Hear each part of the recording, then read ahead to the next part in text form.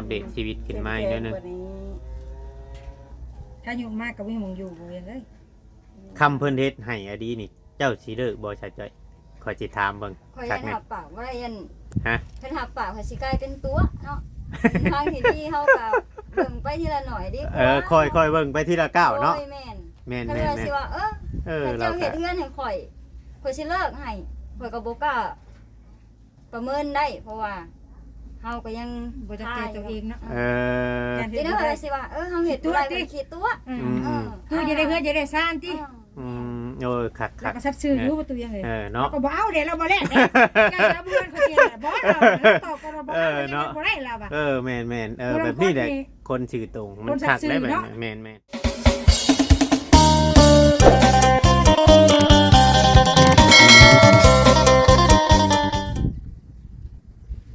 กับทักทายสบายดีพ่อแม่พี่น้อง FC หรือว่าป้าลุงที่หักแพงเนาะพี่น้องเนาะเปิดสู่ผู้สู่คนพี่น้องเลยเนาะทางฝั่งลาวฝั่งไทยหรือว่าอยู่ทางต่างประเทศแม่ FC เนาะที่เข้ามาเบิ่งมาชมเข้ามาติดตามพี่น้องเลยเนาะกับทักทายสบายดีเปิดสู่ผู้สู่คนพี่น้องเนาะทางฝั่งลาวฝั่งไทยหรือว่า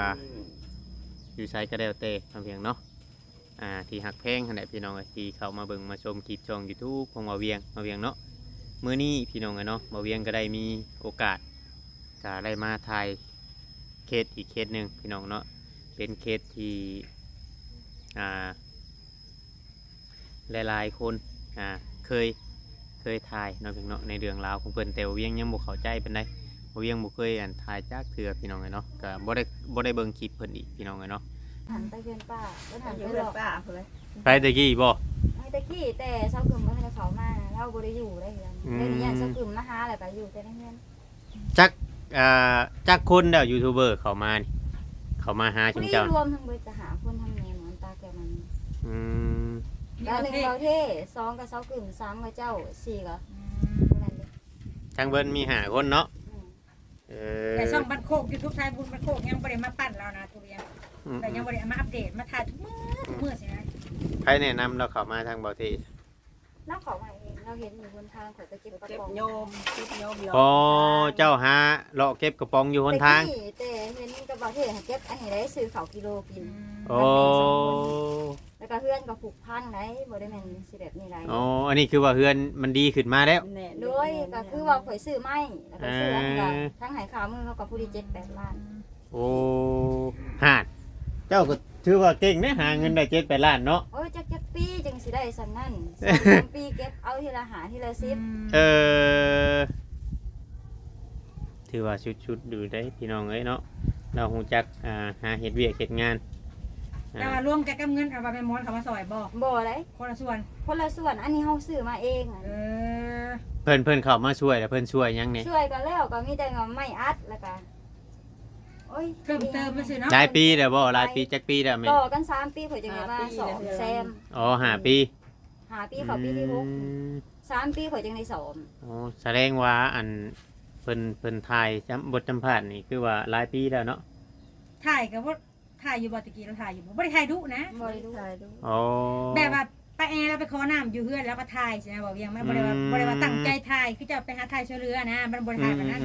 มันบอกป้าแอ นี่ก็พอดีถือส่งว่าข่อยเข้าคลิปน้ำเล่าปรับแล้วมี FC ผู้หนึ่งอยู่เยอรมนีเลยคิดหักข่อยเลยเฮ็ดเฮือนให้เซาจ้อยอยู่เด้อแบบนี้นะแล้วเราผ่านแล้วใกล้มาซื่อๆนะจักเป็นเราคิดอะไร ในคลิป แล้วเราสิลงทงหน้าไปคุยกับปู่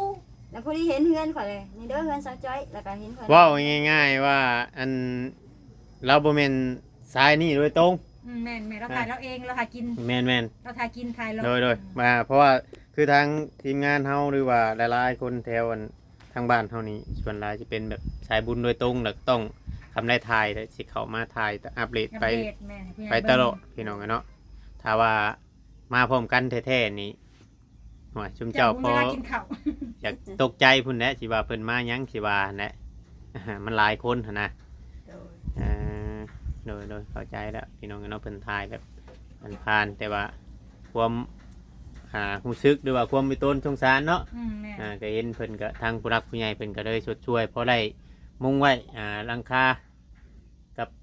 เฮ็ดพาบ้านนี่ได้ให้พี่น้องเลยแต่ว่ามันก็คือเฮาเว้าหั่นแหละ ถ้าเฮ็ดแบบนี้ ลูกเพิ่นเองมาเฮ็ดกะ ฮะ ลูกเพิ่นเองลูก ลูกมันลูกนั่นแหละคนถ่าย ลูก มัน แม่ โดย น้องนั่นแหละมาเฮ็ดให้ โดยยังดีอยู่เนาะมีผู้รักผู้ใหญ่เพิ่นมองเห็น แต่ FC นี่ฮู้จักอาจจะฮู้จักหลายเนาะ ลายอยู่ เพราะว่ามันหลายปีแล้วเนาะ โดย อืม พกทางเอ้ยมิน อืม มินพาเพิ่นในบ้าน อืม ยูทูบเบอร์ แต่เขาจับกับบริทายจริงจังนะตัวเวียงแบบเขาบ่มีผู้ใหญ่นะคือจะเอามาไงซะ อืม บ่เป็นสายบุญนะ แบบว่าบ่ แล้ว เป็น เขาถ่ายแบบวิวเขาซื่อ แบบว่าบ่เป็นสายบุญคือบ้านเฮานะโดยตรงอะนะ เข้าใจอยู่แต่มันอันนั้น เขาถ่ายผ่านๆซื่อๆไปสิ อืมบัด มัน ทีนี้เข้ามาปัจจุบันนี่เนี่ยคือว่าในรายก็อันในการดำเนินการดีกว่าใน เพิ่นว่าเพิ่นสิมาเฮ็ดหัวให้พาเฮ็ดสวนผักสวนมีพาปลาแอนี่เฮ็ดจังให้นี่นะบ่เวียง โอ้ สวนผักสวนผักแล้วก็ถ้าไปได้แล้วค่ะมีผู้ใหญ่สมทบเฮ็ดเฮือนซับแบบว่าซ้ำรุดชายรุดเฮือนชาวยังอยู่ภาคทางกับเพื่อนเบาบอกโอ๊ยบ่ แล้วน้องแต่มันยังนี่บ่ คนละภาคทางเฮือนชาวนั่นน่ะชาใจใหญ่ซ้ำๆน่ะก็ได้กับซาลาวน่ะโบราณไงซ้ำโบน่ะก็ได้ซ้ำน่ะก็ได้แล้วพอดีอยู่เราค่ะมีคนแบบว่าสมทบเข้ามาน่ะนะ หรือว่าคือประมาณจำเพื่อนปลาแก้วนี่เนาะ แม่น เพื่อนเมตุแก้วนี้ ครับบ่เวียงมีเวลาก็เขามาอัปเดตแล้วน่ะมีหลายอยู่คนติดมีอยู่คนเบิ่งน่ะ 4-5,000 วิวน่ะบ่รู้ โดยเดี๋ยวสิพาทีมงานพาทีมงานเข้ามา มัน ใน จะ หลาย ใกล้แน่ แม่นหลายๆคนช่วยกันพี่น้องเลย เดี๋ยวสิ เพ ฝาก ราะว่า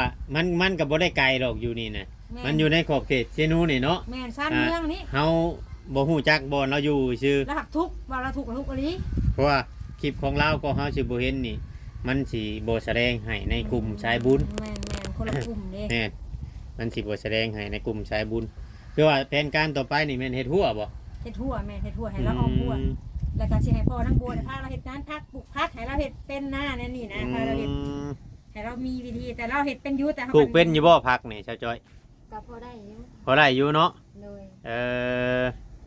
ค่าชีวิตเราน่ะสงสารเด้บ่เป็นไงเรื่องว่าติดแนวสิ่งบ่ดีก็ไปด้วยความจำเป็นเนาะ แม่น บ่แม่นว่าเราไปแสวงหาแนวเฮ็ดค่าชีวิตเราเป็นแต่เห็นใจเราอยู่ก็หากระหู้ได้นี่ว่าเรา ไปหาโลเก็บนี่ที่ขายไล่มือเท่าไรจะไปหาโลเก็บกระป๋อง บาง ขาย ทีก็ได้40,000 50,000ตะกี้เก็บแต่นั่นแหละแต่2ปี3ปีแต่บ่เทเขามาพูด อืม ว่าเฮ็ดเก็บของน้องอุทัยพูดนี่น่ะเก็บแต่ข้าว เจ้าย่างไปหอดใช้ชุดแท้ไปหาเก็บ ย่าง ของ นอนน มั อน น ก็ โอ บ่ ม กะ โอ้ไปแล้วก็กลับมา โดย ทางชิโนูพี่ก็ไปบ่ ทักเซโน่แล้ว ฮ ไป อด นอน ข่อยน้องซิมฮอดโรงเรียนอุดม อืมแต่ก็กลับมาอีก กลับมา เออ ขายให้เวียดแล้วก็ซื้อข้าว คือว่าหาแบบนี้เลี้ยงแม่เนาะ โดย เลี้ยงชีวิตประจำวันเลี้ยงไปเรื่อยๆบ่ได้ว่านั่นคำว่ายามแดงบ่ไปแบบนั้น นั่นแหละ ยามนี้ยังพอได้เฮ็ด ยัง น้ำ พอ ให้ ตูดๆแถว เราดำนา เนาะ ไปดำนาคู่มื้อย ามนี้พอได้เฮ็ดน้ำให้น้ำนาหรือว่าพอ จิรอยัง กุจิโร่ยังมีพอได้หายามนี่เนาะ ยังมีพอได้หา แต่ยามแรกนี่บ่มีเลยยามแรก น้ำใหม่ก็หายากยำแท้ ยามแรกก็ไปเก็บกระป๋องบ่นี่ ยามแรกนี่เฮ็ดทาน เฮ็ด ท่านเจ้าไปเอาในไหน เด้อ เจ้าไปเอาไม้มาในไหนเฮ็ดท่าน สุกเซลอ สุกชะโลอมา ยืมลูกยืมเราเพิ่น โอ้ไม้ได้จะเอาอยู่ใช้ ไม่เอาไม่เขาดุดถิ่ม โอ้เขาเอาให้ ไม่เขาดุดถิ่มแถวเขาบุกเบิกทางแถวรักษาเจ็ดรักษาหาเด้ทาง เพิ่นบ่ได้เผาเลยได้ทานไปนี่นะเพิ่นไม้ได้ปะเนี่ยเพิ่นบ่ได้เผาได้จะจ้อยก่อนยิงเขาจะเอาน้ำคลิปเพิ่นยาเพิ่นบ่ได้เผาทางบ้านเอาสิมาเผาว่าสินะมันกลุ่มคณะบ้านเพิ่นไม้ได้ตัวเวียงเอ้ย บ่ มันกลางบ้านเด้อ โอ้อยู่ในบ้านเพิ่นบ่ให้เผา เพื่อนคนเป็นละมุนี่นะ อืมจังได๋มันอยู่นอกอยู่เด่น บ่ได้ตัวเวียงกับบ่ได้ไกลเพิ่นบ่ให้เผานี่ของเรา เออเพิ่นคำเฮ็ดก็แม่นให้เฮ็ดอยู่นอกนะเนาะ อยู่ให้อยู่หน้าผม อยู่ไผอยู่หน้าเฮ็ดได้ อืม อยู่บ้านเฮ็ดบ่ได้ อืม เขามาปั้นนั่งจ้อยนั่งเอกซ่องประจำซ่อง เข้าอันสอบหนึงนี่2คนแม่ลูกนี่กินได้โดนบ่ 2 เดือน2 เดือนป้า อ๋อ2 เดือน3 เดือน2 คนหนึ่งเนาะบ่ได้ก่อยกินเปลืองปานใดพี่น้องเข้าสอบหนึงเป็นอะไรความรู้สึกหลังจากมีคนเข้ามาหาหรือนั่นนี่ จะชมชื่นดีใจ ดีใจเนาะ ดีใจบ่เคยมีไผสิมาสวยหลายซำนี้ อืมแนะนำในใส่เนาะ ได้น้ำได้นายใส่ เอ ก็ดี อ ใจ ก็เป็นไปไรหรือว่านั่นนี่ก็ อยากได้บอลอยู่บอลเช่าอย่างนั้นเนาะ แม่น ให้มันเน้นหนาทาบอลให้มันอันนั้นแน่พี่น้อง ขับกว่านี้น้อยนึง ให้อัปเดตชีวิตขึ้นมาอีกนิดนึง กว่านี้ ถ้าอยู่มากก็วิ่งมองอยู่บ่เวียงเอ้ย คำเพิ่นเฮ็ดให้อดีนี่เจ้าสิเลิกบ่ชัดจ้อยขอจิถามเบิ่ง ข่อย คั ยั ก น แม่ หับปากบ่ได้ยัน ฮะ เพิ่นหับปากข่อยสิกลายเป็นตัวเนาะทางที่นี่เฮาก็เบิ่งไปทีละหน่อยดีกว่า ค่อยเบิ่งไปทีละก้าวเนาะ โอ้ยแม่น แม่น ถ้า แม่น เรา แม่ สิ น ว่าถ้า เรา เจ้า ก็ เฮ็ดเฮือนให้ข่อยสิเลิกให้ข่อยก็บ่กล้าประเมินได้ เพราะว่าเฮาก็ยัง บ่จะเจอตัวเองเนาะ เออ การ ที เฮ็ด นี้ บ่ ข่อ ได้ ยสิว่าเฮาเฮ็ดตัวได้เป็นขี้ตัว อืม อืม คือจะได้เฮือจะได้ซ่านติ อืมโอ้ยคัก แล้วก็ซับซื้ออยู่บ่ตัวเวียงเลย เนาะ ก็บ่เอาเด้เราบ่แลกเด้แกเราบ่เงินเขาเสียบ่เราตอบก็เราบ่เอาบ่ได้เราอ่ะ แม่นแบบนี้แหละคนชื่อตรงมันคักได้แบบแม่น ผู้ละคนเดี๋ยวเอาเลิกเพิ่นว่าเขาแต่กูได้ก่อนนั้นแล้วเพิ่นว่ากินคือเก่าเพิ่น แม่นเออ อ้าวคนว่าเฮาเลิกบ่ได้เฮาก็ได้บอก FC ตามตรงแต่ว่าสิ่งที่ว่าเฮาเลิกได้เฮาก็เลิกแม่นบ่ล่ะแต่เฮาก็ให้เบิ่งไปก่อน อืม บางทีเฮ็ดได้ก็มีมันอาจสิมีมั้ง เนาะ มันก็ต้องมีแหละกำลังใจมันก็ต้องมีจักมืออะไรไป อืม ที่ว่าเป็นมือของเฮา นั่นก็บ่จะเป็นทาสเราบ่เรียนเด้เป็น แม่น เนาะ อืม เป็นคนจบคนดีเพิ่นล่ะคันเลิกได้ โดย มันผิดพลาดตะกี้พุ่นเนาะคนเฮามันนั่นได้แหละเลิกผิดเฮาก็เลิกใหม่บัดนี้ อืม สิได้แต่บุญหยังเอาบ่มาปั้นเด้อปั้นตะจอยเป็นตะกี้เป็นเอกประจำช่อง ชุดแล้วแต่บุญวาสนาเนาะตัวนี้ก็มันระบุกันบ่ได้หรอกพี่น้องบางคนก็นักกว่านี้ก็ยัง เพิ่นก็ยังซอยเนาะบ่เนาะ ช่วยแล้วก็โตผู้เกี่ยวเองก็ยังปรับปรุงตัวเองไล่นะพี่น้องมันก็อาจจะมีเพราะว่าบ่มีภัยหรอกจะอยู่ในจุดเริ่มยังดีแหละยังได้ดูแลแม่แล้วก็ได้หาเงินหาคำมาเลี้ยงครอบครัวเนาะเลี้ยงแม่เลี้ยงหยัง เราแพงแม่ได้บ่เพียงเด้ หนึ่งข้าวหนึ่งน้ำให้แม่กินอยู่บ่คือว่าแม่ให้หนึ่งให้กิน บางทีก็อีแม่บางทีก็เฮาลูกนะ เปลี่ยนกันเนาะ เปลี่ยนกันบางทีเฮาลูกบ่ทันได้เฮาเมื่อยให้ไปเรียน อืม มาก็บางเทื่อ6 โมง 7 โมงแรงอีกนะคะเพื่อน โอ้โดย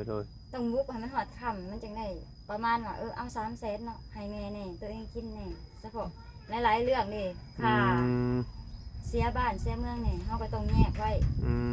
เจ้าก็คิดอยู่เนาะแบบว่าค่านั่นค่านี่เนาะ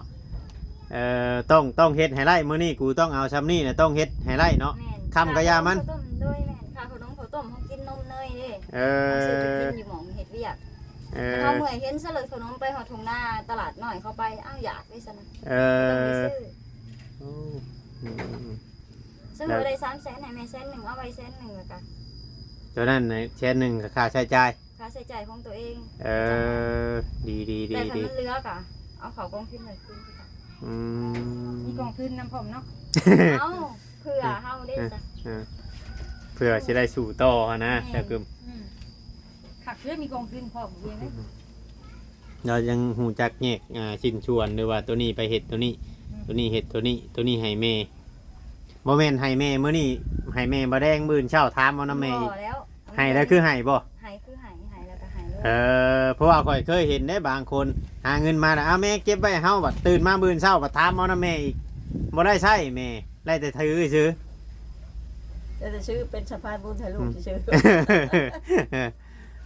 ฮู้จักแยกหรือว่าฮู้จักเฮ็ดจักหานี่ก็นั่นมีแต่ว่าคอยปรับเปลี่ยนตัวเองไประบุบ่ได้คือเราเว้าหั่นแหละว่าสิเว้าว่าสิเลิกเลยหรือว่านั่นนี่ก็บ่กล้ารับปากเราอ่ะเพราะว่าถ้าเฮารับปากไปแล้วมันสิเป็นการตัวผู้ใหญ่หรือว่าตัว FC เนาะจักหน่อยว่าเฮ็ดยั่วอยากไล่ของเพิ่นมาเป็นของโตบ่ง่ายๆซะ แม่ ยั่วอยากได้ของเพิ่นมาเป็นของโตเลยเฮ็ดให้มีการเสียใจน้ำหลังเกิดขึ้น แม่ แบบนั้นนะ ทางกระเตกเนาะคิดตัวผู้ใหญ่ แม่น ตัวผู้ใหญ่บาทได้ อันนี้บอกกับของชายจิโร คน นใส่ยี่เราขอแรง เออ เห็นเอาเอง จังหน่อยไปหาคุณจิโร่คนน่ะไปขุดแล้วมื้อนี้เทื่อหนึงกลับมาได้ไปพอดีทางทีมงานที่เข้ามา โตมาอยากได้กิโล อืม แต่ว่าสิไปอีกคือไปหรือบ่ครับเนี่ย ข้าชื่อว่าแล้วพวกเราตายตั้งแต่ลูกเราน้อยแล้วก็เลยถูกยากก็หมู่ในหมู่บ้านนะบ่เวียง น้ำบ้านนี่เจ้าว่าชุมเจ้าว่าจักกว่าหมู่เนาะ ตะ ยัน กี้พว เรา ก นี่แหละกว่าหมู่ ตะกี้พวกเราไปสังฆลีบัตรในตู้เวียงแล้วพวกเราตายปะเดี๋ยวก็อยู่ไปชี้แล้วกระดูกเรา เอามีแต่ว่าเป็นกำลังใจให้และผากน้ำผู้รักผู้ใหญ่ FC เนาะที่เข้ามาเบิ่งมาชมเข้ามาติดตามแล้วก็เบิ่งต่อไปเรื่อยๆทั้งเรากึมเข้ามาหรือว่าทั้งอย่าลายทานเนาะต่อไปอาจจะมีพี่น้องเนาะ แม่ ว่าทีมงานเฮาก็คือว่าทีมงานใหญ่อยู่นั่นคือเพิ่นเห็นในคลิปในช่องเฮามันอาจจะดึงดูดกันเข้ามาหลายๆคนพี่น้องเนาะเฮาก็บ่เคยเข้ามาหาเราจักเทื่อได้ทั้ง จักบ่เคยเห็นหาก็เห็นมื้อนี้แหละ บ่ได้มีบ่โทรศัพท์เบิ่งแบบ บ่ บ่ ทำเราบ่ได้มีโทรศัพท์เรามีแต่ อันนี้แหละ ก็ซื้อไปแล้วก็เข้าโทรออก อ๋อมีแต่แบบนี้เนาะ แม่ แต่พอเราจังบ่จักเฮาได้จ้ะเนาะ เพิ่นเข้ามาแล้วเพิ่นโทรมาเข้าอยู่ ซื้อมาให้เราพอดีเจ้าหาเรา โดย พอเราเถื่อมาเราไปหากินเราเองเราบ่ค่อยอยู่หรอก ทำเฮาสิเข้ามาต้องโทรบอกเนาะ แม่นใช่เราไปหาอยู่หากินเราบ่ค่อยอยู่ โดยเอ้ามีจังใดก็เป็นกำลังใจให้เด้อป้าเด้อกับมันทางชาวจ้อยจังใดก็อยู่ดีมีแฮงครับ สบายดี โดยเป็นกำลังใจให้สู้ๆแล้วสิมาอัปเดตเบิ่งใหม่เราก็ยังหากระเข้ามาเป็นครั้งแรกพี่น้องเนาะเดี๋ยวเบิ่งไปติดตามพี่น้องเนาะ คุณมีบัตรนาดีกับ แม่น คนเนาะ โดยนี่เด้เพื่อนเพิ่นก็เบิ่งติดท้ายมุมให้เพิ่นเบิ่งก่อนเด้อพี่น้องผู้รักผู้ใหญ่ฮะได้เฮ็ดใส่พอได้มาบัดเราก็ปรับเปลี่ยนหรือว่าซ่อมแปลงเพิ่มเติมอีกพี่น้องอยู่2คนแม่ดุนี่เนาะเดี๋ยวมื้อหน้ามื้อในเดี๋ยวสิเข้ามาอีกพี่น้องตัวนั้นก็ห้องน้ำยังใช้ไล่อยู่บ่น่ะ ได้อยู่หามุ้งกับวัด ถอกไปเลย ห้องน้ำกันเนาะ แม่น เอา น้ำกับผู้ใหญ่ใจดีแล้วมาซอยนะ เฮ็ดยังบ่แล้วจำเนาะ แม่น แล้วขั้วนี่คือว่าเจ้าสิเอาคามานี้บ่ แม่นกับต้นขางนั่นทางล่างนั่งประเทศแล้ว อ๋อสิเปลี่ยนออกเบิดทางนั้นเนาะ แม่น เปลี่ยนออกเบิดแล้วก็สิมานี้เดี๋ยวเฮ็ดประตูลงนี่เด้อ แม่น ประตูเข้านี่เด้อเนาะ ดินเฮ็ดสบอนนี่ได้พอดีเนาะเรียนเนาะ แม่นเฮ็ดอยู่นั่นแหละมันเป็นทางรถลงมานี่เด้กว่าดินตัวนี้มันเป็นดินคันนองเนี่ยมันอันนั้นบ่ได้นี่เราอยู่2คนแม่ลูกเนาะพี่น้องเอ้ยยังไงก็เบิ่งชมไปนำกัน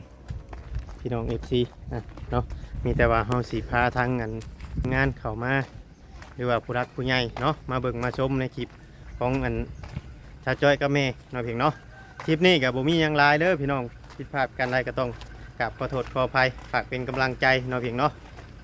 ให้เพิ่นแน่พี่น้องเนาะจังไดก็จะได้ขอโตวกลับก่อนบัดนี้พี่น้องมื้อหน้ามื้อในสิเข้ามาใหม่พี่น้องมาเทื่อนึงมันต้องมีเทื่อสองพี่น้องเนาะสำหรับคลิปนี้ขอกล่าวคำว่าสบายดีพี่น้อง